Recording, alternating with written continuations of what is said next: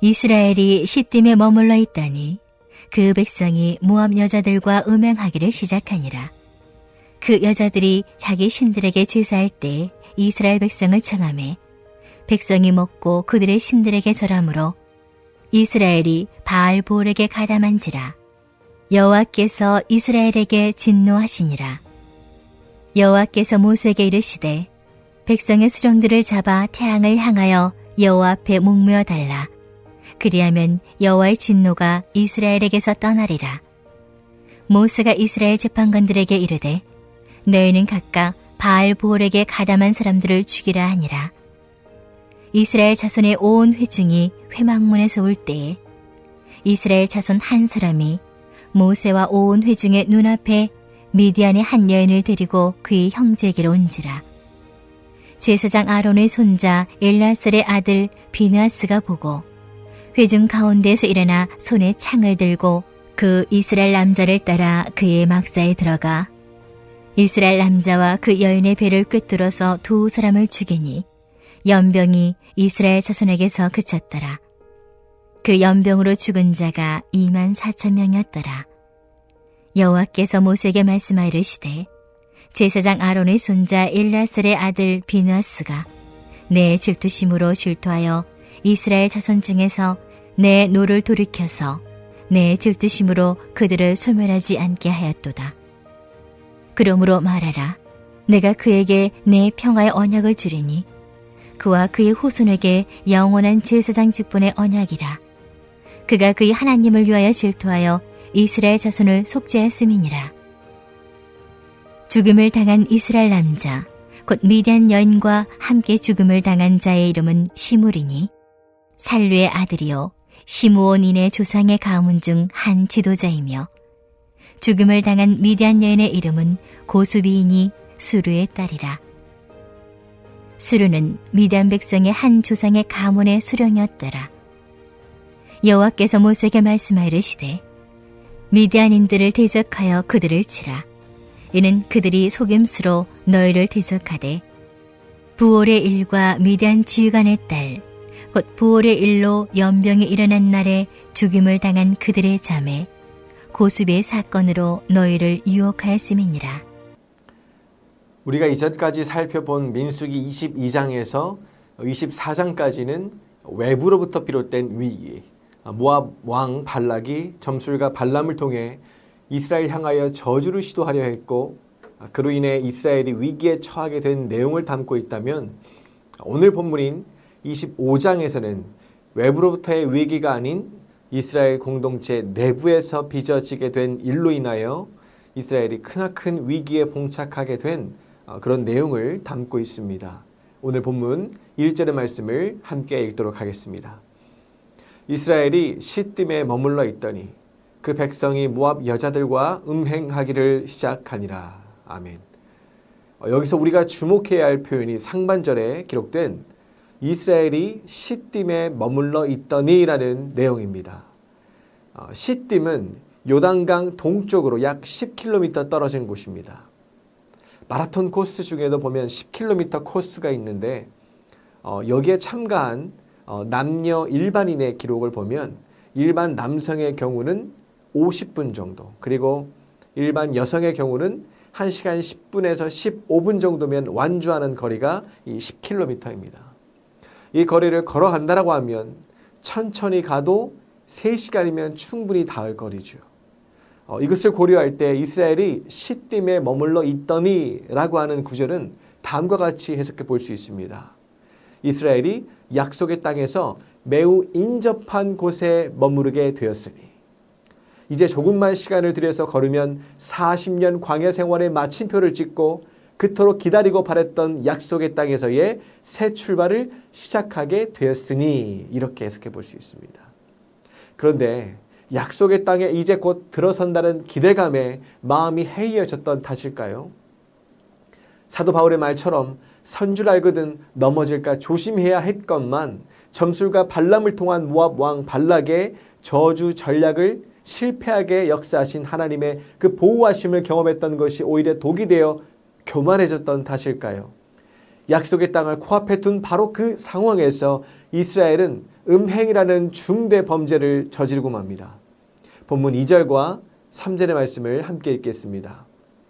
그 여자들이 자기 신들에게 제사할 때에 이스라엘 백성을 청하매 백성이 먹고 그들의 신들에게 절함으로 이스라엘이 바알 보올에게 가담한지라 여호와께서 이스라엘에게 진노하시니라. 아멘. 얼마 전까지만 하더라도 모든 저주와 점술까지도 능히 이기시고 물리치신 하나님의 역사하심을 경험했던 이스라엘 백성들이었건만 이들은 시딤에서 만난 모압 여인들의 유혹에 넘어가 배교를 하고 맙니다.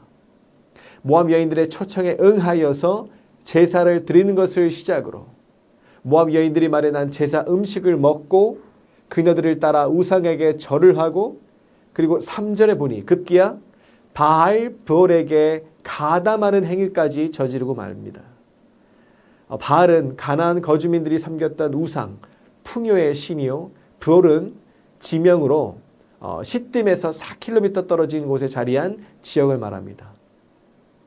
그러니까 3절에 바알 브올은 브올 지역의 거주민들이 섬기는 바알이라는 뜻으로 바알 브올에게 가담했다. 이것은 바알 제사에 있어 신성을 명목으로 행해졌던 매흠 제사, 우상 제사에 이스라엘이 동참했다. 이렇게 이해하시면 됩니다. 바알 제사에 있어 항상 따르는 것이 세 가지 있는데요. 술과 춤과 매음입니다. 다시 말해 바알 제사는 종교 규례를 명분 삼아 술과 춤과 매음을 통해 육체적인 쾌락을 즐기는 것을 목적으로 한 제사였던 거죠. 황량하고 척박한 땅 광야에서 오랫동안 생활을 하면서 열악한 자연환경과 주변 민족들의 공격에 맞서서 오로지 생존을 위한 삶을 살아야 했던 이스라엘로서는 이 음란한 옷차림으로 음란한 춤을 추는 모압 여인들의 그 광경과 이들이 펼치는 쾌락의 향연 앞에 눈이 휘둥그레졌을 겁니다. 여기에 더하여서 모압 여인들이 제공해주는 술과 음식에 취하고 또 배부르니 정신적으로 어떻겠습니까? 풀어지는 거죠. 순식간에 방어 기제가 무너지고 음욕을 품게 되고 그러면서 어떻습니까? 매흠의 유혹에 넘어가서 음행을 저지르게 된 것 아니겠습니까? 여러분, 음행은 내가 이겨야겠다라고 다짐한다고 해서 이길 수 있는 것이 아닙니다. 인간이 아무리 의지를 다지고 또 다져도 이기지 못하는 게 그게 음행이라는 죄예요. 고려의 충신 정몽주가 지은 시 단심가를 여러분 아실 겁니다. 이 몸이 죽고 죽어 골백번 고쳐 죽어 라는 글로 시작하는 서정시죠. 그 시를 읽고 있으면 인간의 의지가 얼마나 대단한지를 새삼 느끼게 되지만 여러분 성경은 어떻습니까? 성경을 읽고 또 읽고 있으면 인간의 의지가 얼마나 나약한지를 얼마나 죄에 취약한지를 깨닫게 됩니다. 이것이 성경이 말하는 바이죠. 그래서 사도 바울은 음행을 가리켜서 무엇이나 말하느냐? 음행을 이기라 말하지 않습니다. 음행을 피하라 이렇게 이야기합니다. 음행이 벌어지는 현장에 있는 한 절대 못 이기는 게 음행이라는 거죠. 어떻게든 그 자리를 벗어나는 것 이것이 최선이라 이야기하더라는 겁니다.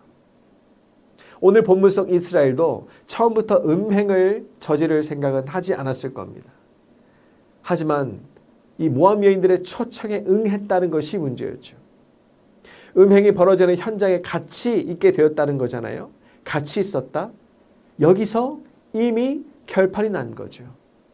사실 이스라엘은 금송아지 사건을 통해 그 사건을 계기로 하나님과 다시 언약을 맺으면서 우상의 제단이란 제단은 허물어뜨리고 주상이란 주상은 모조리 깨뜨릴 것을 하나님과 언약을 맺었습니다.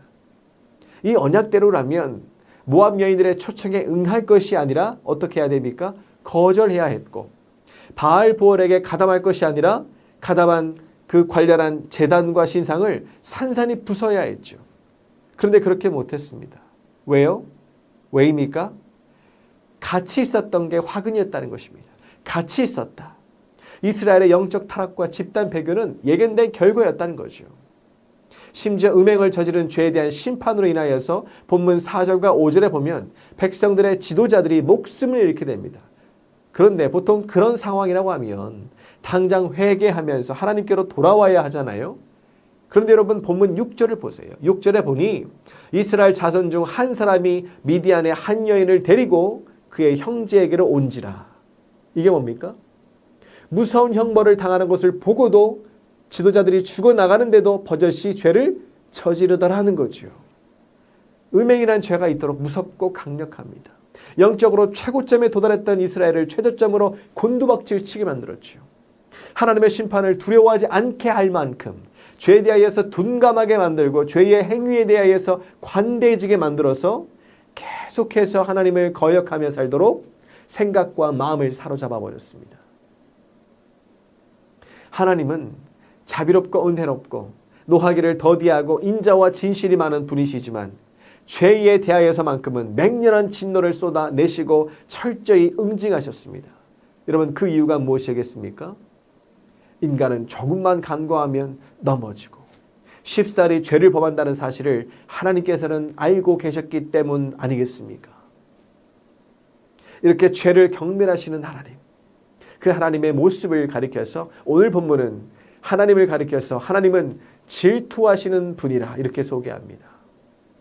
히브리 원어로 질투는 칸나라고 해서 해석하면 내 백성을 향한 뜨거운 사랑을 가지고 그들을 보호하려는 마음, 내 백성이 잘못된 길로 가지 않도록 절대로 내버려 두지 않겠다라고 한다는 그런 마음, 이것이 하나님의 질투하심, 하나님의 또 하나의 성품인 칸나인 겁니다. 그 하나님의 성품을 닮았던 인물이 오늘 본문에 등장합니다. 본문 7절에서 9절까지의 말씀을 저와 여러분이 함께 읽도록 하겠습니다. 제사장 아론의 손자 엘르아살의 아들 비느하스가 보고 회중 가운데에서 일어나 손에 창을 들고 그 이스라엘 남자를 따라 그의 막사에 들어가 이스라엘 남자와 그 여인의 배를 꿰뚫어서 두 사람을 죽이니 연병이 이스라엘 자손에게서 그쳤더라. 그 연병으로 죽은 자가 24,000명이었더라. 아멘. 하나님의 성품을 닮아 죄에 분노했던 인물이 등장합니다. 누구입니까? 성경은 그는 제사장 아론의 손자 엘르아살의 아들 비느하스라고 말하죠. 비느하스는 막사에 들어가 음행하는 두 남녀의 배를 창으로 찔러 죽입니다.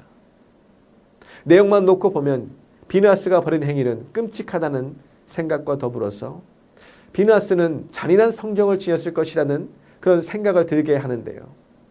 하지만 비느하스의 행위에 관하여 성경이 무엇이라 말하고 있는지를 보시길 바랍니다. 그가 두 사람을 죽이니 연병이 이스라엘 자손에게서 그쳤더라. 뒤이어 11절에서는 또 무엇이라 말하고 있습니까? 우리 11절의 말씀을 함께 읽겠습니다. 제사장 아론의 손자 엘르아살의 아들 비느하스가 내 질투심으로 질투하여 이스라엘 자손 중에서 내 노를 돌이켜서 내 질투심으로 그들을 소멸하지 않게 하였도다. 아멘. 하나님께서는 배교한 이스라엘 전체를 모두 멸하시려 했으나 비느하스가 보인 행동으로 인하여서 노를 돌이키셨고 그로 인해 이스라엘은 연병으로 인해 모조리 죽임을 당할 위기에서 벗어날 수 있었다. 이 이야기 아니겠습니까? 성경은 말합니다. 이스라엘이 우상 숭배에 빠져서 음욕을 품고 음행을 저지를 때 비느하스는 우상 숭배라는 죄에 맞서서 음행이라는 죄에 맞서서 싸웠다는 거죠. 비느하스의 머릿속에는 10계명 중 너는 나 외에 다른 신들을 내게 두지 말라는 제1계명과 우상은 어떤 형상도 만들지 말고 그것들에 절하지도 말고 그것들을 섬기지 말라는 제2계명이 각인되어 있었던 거죠.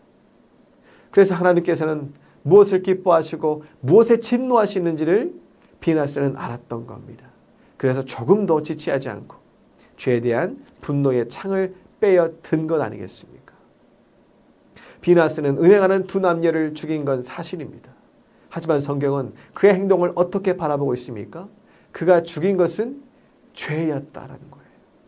공동체에 퍼져가는 죄였다는 거예요. 그 죄를 비느하스가 진리의 창을 들어 끊어냈다라는 겁니다. 성경은 비느하스의 행동을 의롭게 여긴 거죠.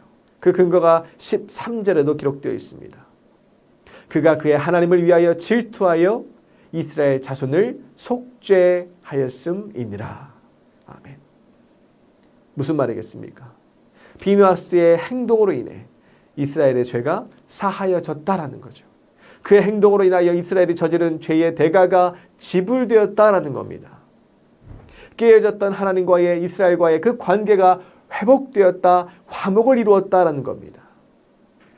그럼 오늘 본문 속 이스라엘의 실패와 비느하스가 보인 속죄의 행동을 통해 성경은 우리에게 무엇을 전하고자 하는 것일까요? 첫째, 그것은 하나님께 순종하여 그 명령과 계명과 율례와 법도를 지키는 사람. 그리하여 하나님께 반하는 것, 즉 죄에 맞서는 것을 두려워하지 않고 날마다 죄에 맞서 싸우는 그런 사람. 죄와의 투쟁을 멈추지 않는 그런 사람. 그런 비느하스와도 같은 사람. 그런 사람이 바로 우리가 되어야 한다라고 성경은 우리에게 요청하고 있는 줄로 믿습니다.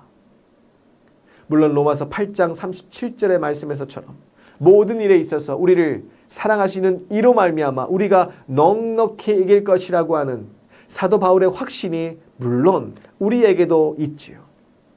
하지만 한편으로는 어떤 생각을 품고 있어야겠습니까? 넉넉히 이길 것을 확신하면서도 우리는 언제든지 넘어질 수 있다라고 하는 바로 그 사실. 어떤 식으로든 넘어질 수 있다라고 하는 그 사실을 인정해야 한다는 것입니다. 세상을 살면서 죄의 영향에서 벗어날 안전지대는 없음을 인정해야 한다는 거죠. 이 사실을 인정하고 스스로 과신하지 않고 하나님 앞에 겸손과 성결함으로 날마다 죄에 맞서 싸우는 일을 게을리하지 말아야 할 것입니다. 둘째로 십자가로 죄를 멸하사 하나님과 우리를 화목하게 하신 그 예수님. 자기의 피로 영원한 속죄를 이루신 예수님을 붙들어야 한다는 겁니다. 음행한 두 남녀를 죽임으로 이스라엘을 속죄하게 한 비느하스의 모습은 누구를 예표하고 있는 모습이냐? 바로 우리 예수님을 예표하는 모습이죠. 이는 곧 인생을 살며 죄로부터 속죄함을 받는 인생이 되기 위해서는 우리가 의지해야 할 것은 무엇이라? 바로 예수 그리스도의 십자가라. 그 십자가의 능력을 붙들 때 죄와 맞서 싸워 승리할 수 있음을, 죄의 문제를 해결할 수 있음을 오늘 본문은 우리에게 말씀하고 있는 줄로 믿습니다. 그렇다면 여러분, 오늘 본문이 우리에게 전하고 있는 마지막 세 번째 레슨은 무엇입니까? 예수 그리스도의 십자가. 그 십자가는 우리의 죄를 사하는 능력이 있을 뿐만 아니라 우리로 하나님 안에서 즐거워하는 인생을 살게 하는 능력이 있다는 것을 오늘 본문은 우리에게 이야기하고 주고 있습니다. 로마서 5장 10절과 11절에 보면 우리가 원수되었을 때에 그의 아들의 죽으심으로 말미암아 하나님과 화목하게 되었은즉 구원을 받을 것이요. 그뿐 아니라 예수 그리스도로 말미암아, 그리고는 이렇게 말합니다. 하나님 안에서 또한 즐거워하느니라. 아멘.